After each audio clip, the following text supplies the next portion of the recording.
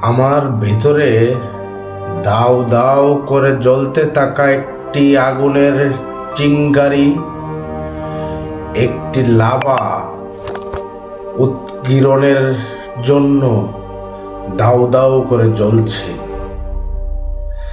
আলো ছড়াবে বলে সেই আগুন অন্ধকারে প্রচণ্ড আলো ছড়াবে, আর আগুনের তাপ পম্পেই নগরের মতন সকল পাপ পুড়ে ছারখার করে দিবে।